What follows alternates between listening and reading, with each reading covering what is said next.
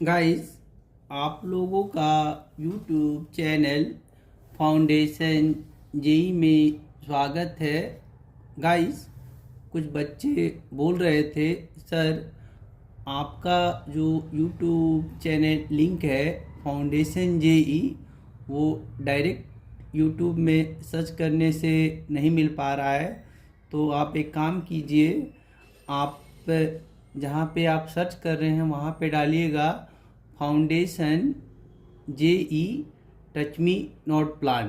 तो आपको मेरा जो यूट्यूब लेक्चर है वो यूट्यूब में दिखना शुरू हो जाएगा। ठीक है, चलिए आज का हमारा जो टॉपिक है, मैंने आज प्रीवियस ईयर के 4 क्वेश्चंस लिए हैं जो कि ओलंपियाड में पूछे गए हैं। जिसमें पहला जो क्वेश्चन रहेगा वो ट्रिग्नोमेट्री से है, दूसरा जो है आपका क्लॉक पे आधारित है, क्या होता है क्लॉकवाइज और एंटी क्लॉकवाइज, और जो तीसरा जो क्वेश्चन है वो है एरिया से रिलेटेड, रेक्टेंगल का एरिया क्या।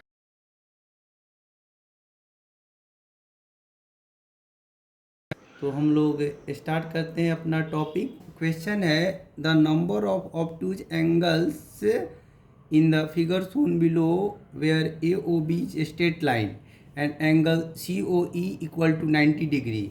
तो इसका आंसर क्या होगा? ठीक है, तो आपको ये पता होना चाहिए कि जो ऑब्टूज एंगल होता है वो अगर हम एंगल को थीटा से डिनोट करें तो ये इतने के बीच में होना चाहिए। ठीक है, तो आप देखिए इसमें कौन सा एंगल जो कि 90 से बड़ा हो और 180 से छोटा हो। ठीक है, और यहाँ पे जो एंगल सी ओ ई अगर 90 डिग्रीज जो दिया है उसको राइट एंगल भी बोलते हैं। तो आप देखिए यहाँ से अगर हम काउंटिंग शुरू करते हैं यहाँ पे, तो ये जो अगर हम यहाँ पे एक परपेंडिकुलर जो अगर स्ट्रेट लाइन ड्रॉ करते हैं तो ये क्या किया, इस पूरे पूरे जो क्वाड्रेंट 4 क्वाड्रेंट में शिफ्ट कर दिया। तो ये एंगल तो 90 से कम है, ये भी 90 से कम है, लेकिन ये देखिए ये यहाँ से यहाँ तक तो 90 डिग्री है, लेकिन यहाँ से यहाँ क्या हो गया, ये 90 से बड़ा हो गया। ठीक है, तो हम लिख सकते हैं कि एंगल यहाँ पे क्या, बी ओ और ई, ये क्या हो गया, ग्रेटर देन 90 डिग्री हो गया, और क्या हुआ, लेस देन 180 डिग्री हो गया ये एंगल। दूसरा अगर आप ये देखिए एंगल यहाँ से लिखिए, एंगल ए ओ और डी लीजिएगा, तो ये भी क्या है, 90 डिग्री से बड़ा है और 180 डिग्री से क्या हो गया, छोटा हो गया। फिर अगर एंगल ए ओ सी लीजिएगा, ए ओ सी लिएगा तो ये ग्रेटर देन 90 डिग्री हो गया और क्या हो गया, 180 डिग्री से छोटा हो गया। तो आप देख सकते हैं कि आपके ऑप्शंस कौन कौन से दिया है, ए बी और सी, तो आंसर क्या हो गया, सी। ठीक है, और जो यहाँ पे देखिए ये एक स्ट्रेट लाइन अगर मैंने ड्रॉ किया तो एंगल यहाँ से लेके यहाँ तक मेजरमेंट करते हैं वो क्या होता है 360 डिग्री। तो अगर एक और हम यहाँ परपेंडिकुलर लाइन इस लाइन के अलोंग खींच देते हैं तो ये क्या होता है 90 डिग्री। तो जो 90 डिग्री का एंगल होता है उसको क्या बोलते हैं, राइट एंगल। ठीक है, तो आपको समझ में आ गया राइट एंगल क्या हो गया, ऑब्टूज एंगल क्या हो गया। एक और एंगल समझ लीजिए जो इसको बोलते हैं एक्यूट एंगल। तो वो क्या होता है, ऐसा एंगल जो 0 डिग्री से बड़ा हो और 90 से डिग्री से छोटा हो। ठीक है, तो ये जो कंडीशन अगर कोई फुलफिल कर रहा है तो उसको क्या बोलते हैं, एक्यूट एंगल। ठीक है, तो आपने 3 तरीका का एंगल देखा, एक्यूट, राइट एंगल और ऑब्ट्यूज एंगल। ठीक है गाइस, इसमें एक और चीज़ सीखने का है कि जो भी मान लीजिए यहाँ पे क्या है, ओ सी एक रे है और ओ ई एक रे है। ठीक है, तो अगर रे अगर है तो जो उसका जो कॉमन पॉइंट वो है वो एंगल में क्या होता है, मिड में आता है। तो देख रहे हैं इसमें हमने क्या लिखा है, बी ओ ई। तो ऑलवेज आप याद रखिए कि जो दो रेज हैं उसका जो कॉमन पॉइंट है वो क्या रहेगा, सेंटर में रहेगा। यहाँ पे एक एंगल का क्रिएट कर रहा है, ठीक है। अगर आपको ज़्यादा जानकारी लेना है रे के बारे में, अगर गाइज आपको उसके बारे में ज़्यादा जानकारी लेना है कि रे क्या होता है, तो उसके बारे में मैंने एक यूट्यूब में लेक्चर डाला है, जो यूट्यूब डिस्क्रिप्शन बॉक्स में लिंक है, तो आप वहाँ से देख सकते हैं, ठीक है।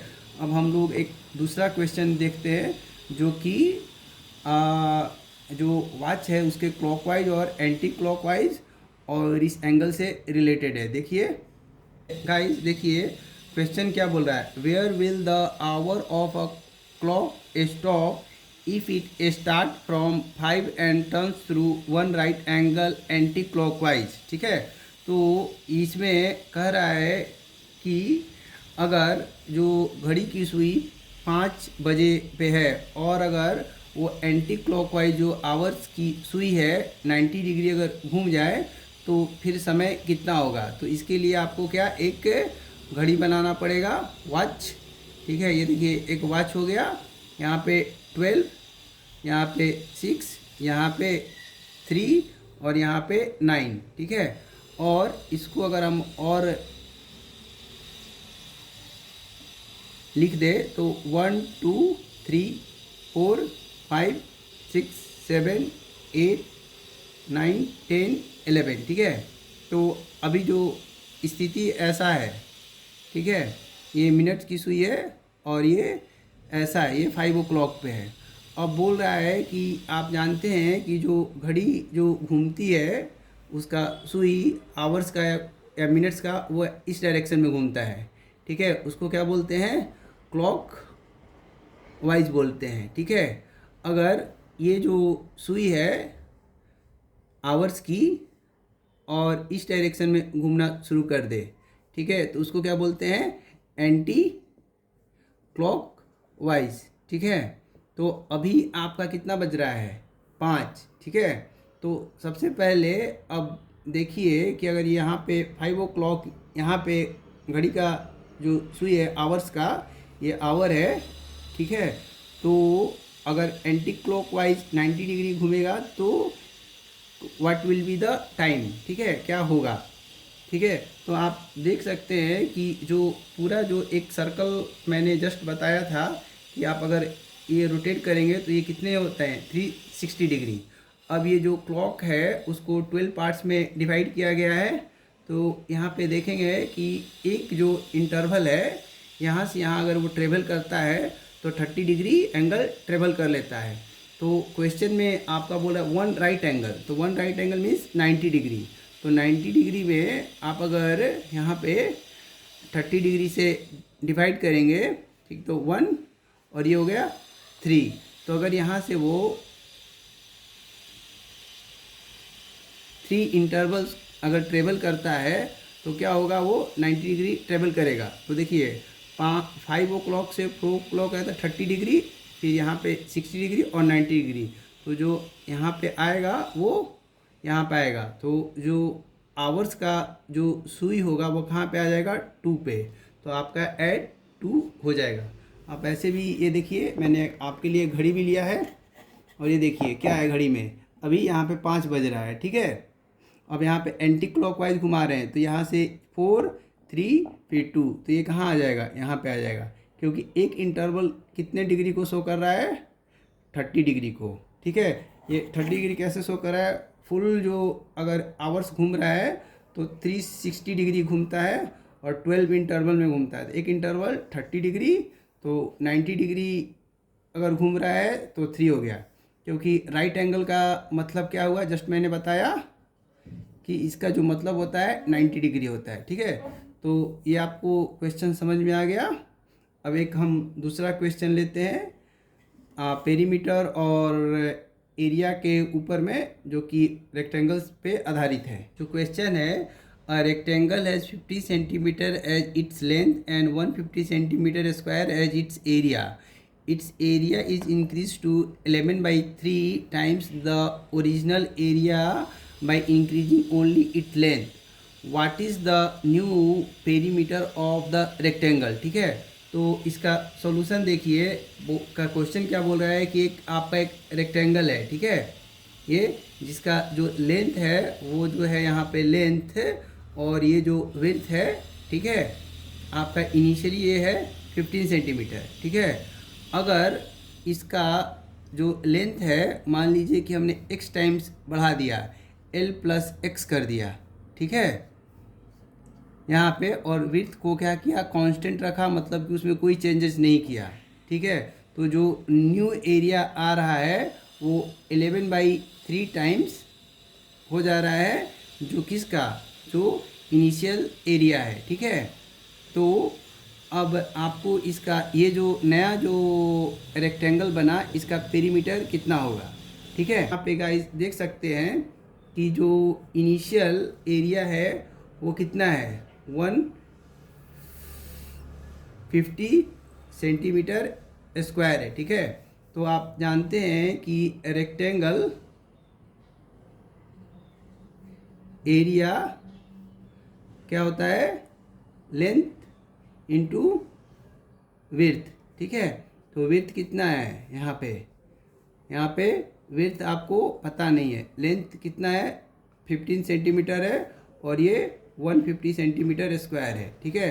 तो विड्थ क्या हो जाएगा, 150 सेंटीमीटर स्क्वायर डिवाइडेड बाई यहाँ पे आपका 15 सेंटीमीटर, तो सेंटीमीटर और 1 सेंटीमीटर कट गया और ये हो गया 10, तो ये 10 सेंटीमीटर आपका क्या हो गया, इनिशियल जो विड्थ दिया है वो है, वो जो कि कांस्टेंट हो गया, ठीक है। अब क्वेश्चन में जो बोल रहा है कि अगर हम एरिया को इतना टाइम्स अगर हम बड़ा कर देते हैं, आप इसका पेरीमीटर बताइए, ठीक है। तो उस समय गाइस अगर क्या होगा, l प्लस एक्स जो कि इसका क्या हुआ, लेंथ हो गया, और विड्थ यहाँ पे मैं लिख रहा हूँ, और वो बराबर कितना होगा, ये 1 और ये कितना हो जाएगा 50, तो हो जाएगा 550 सेंटीमीटर स्क्वायर के बराबर। आपको l जो इनिशियली जो पता है वो क्या है, 15 है और सेंटीमीटर है, और ये x है, और ये कितना है 10 सेंटीमीटर है, और ये कितना है 550 सेंटीमीटर स्क्वायर। तो आप देख सकते हैं कि ये जो 10 है अगर इधर जाएगा तो ये एक जीरो को क्या करेगा, ख़त्म कर देगा। तो हम इसको ऐसे लिख सकते हैं, ठीक है, बाई 10 सेंटीमीटर स्क्वायर, और ये हो गया सेंटीमीटर, ठीक है। तो एक जीरो कट गया, ये 55 सेंटीमीटर बच गया। अब अगर यहाँ पे x का जो वैल्यू आप कैलकुलेट करेंगे तो 15 के यहाँ उधर चला जाएगा, तो ये हो जाएगा 40 सेंटीमीटर, ठीक है। स्पेस के कारण मैं डायरेक्ट यहाँ पे लिख रहा हूँ, यहाँ पे कैसे 55 माइनस 15 और ये हो गया x, तो ये हो गया 40, ठीक है, सेंटीमीटर में, ठीक है। तो आप अब क्वेश्चन में पूछ रहा है कि न्यू पेरीमीटर कितना होगा, तो न्यू लेंथ कितना हो गया 40, और इनिशियली कितना था वो 15 था, तो हो जाएगा 55 सेंटीमीटर, ठीक है। तो पेरीमीटर क्या होता है, जो आउटर बाउंड्री का जो टोटल लेंथ होता है वही पेरीमीटर होता है, ठीक है। तो आप देखिए ये भी हो गया कितना 10 सेंटीमीटर और ये भी 55 सेंटीमीटर, या आप फार्मूला भी लगा सकते हैं 2 इंटू लेंथ और विड्थ, तो ये कितना है 2, अभी लेंथ कितना हो गया 55 और विड्थ कितना हो गया 10, तो ये सॉल्व करेंगे तो कितना आएगा बताइए, 130 सेंटीमीटर आएगा, ठीक है। तो 130 सेंटीमीटर यहाँ पे लिखा है सी, तो ये सी होता है। तो गाइस अगर आपको पेरीमीटर के बारे में और ज़्यादा जानकारी लेना है कि कैसे, मान लीजिए कि कोई एक इरेगुलर शेप दे दिया, मान लीजिए ऐसे दे दिया, ऐसे दे दिया, ऐसे दे दिया, ऐसे दे दिया, और एक ऐसा भी दे दिया। अब पूछा कि इस टाइप का शेप का मान लो कि कुछ डेटा आपको दिया रहेगा तो पेरीमीटर कैसे निकालेंगे, ये तो एक रेक्टेंगल हुआ, ठीक है। तो उस टाइप का भी अगर पेरीमीटर निकालने का जो क्वेश्चन है हमने ऑलरेडी सॉल्व किया है, उस पर लेक्चर मैंने बनाया है और उसको यूट्यूब जो है फाउंडेशन जेई चैनल में अपलोड करके रखा है। तो उस टाइप का जो वीडियो मैंने बनाया उसका लिंक यहाँ पे डिस्क्रिप्शन बॉक्स में है, आप देख सकते हैं, ठीक है। तो आप याद रखिएगा जो पेरीमीटर जो होता है वो टोटल आउटर बाउंड्री लेंथ यहाँ पे जो हो रहा है उसके बराबर हो रहा है, ठीक है। जैसे यहाँ पे भी देखिए 55 55 प्लस 10 65 65 प्लस आपका 55 तो 120 प्लस 10 तो यहाँ पे 130 आ गया, ठीक है। और जो फार्मूला भी बनाया गया है यहाँ पे भी वो सेम आया है। तो होप आपको जो पेरीमीटर का कॉन्सेप्ट, एरिया का कॉन्सेप्ट जो रेक्टेंगल का है वो क्लियर हो गया। अब एक और रीजनिंग का क्वेश्चन देखते हैं।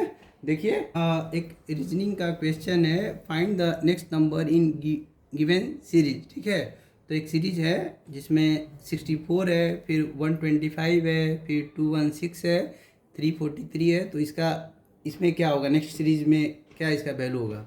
तो गाइस आप इस सीरीज़ को देखिए और इस पैटर्न को समझिए कि क्या पैटर्न है। ठीक है, तो जो मैंने देखा वो पैटर्न समझा कि क्या है कि अगर आप 4 का क्यूब ले रहे हैं तो 64 मिल जाएगा। कैसे, 4 इंटू 4 इंटू 4 तो क्या होता है, ये हो जाता है 64।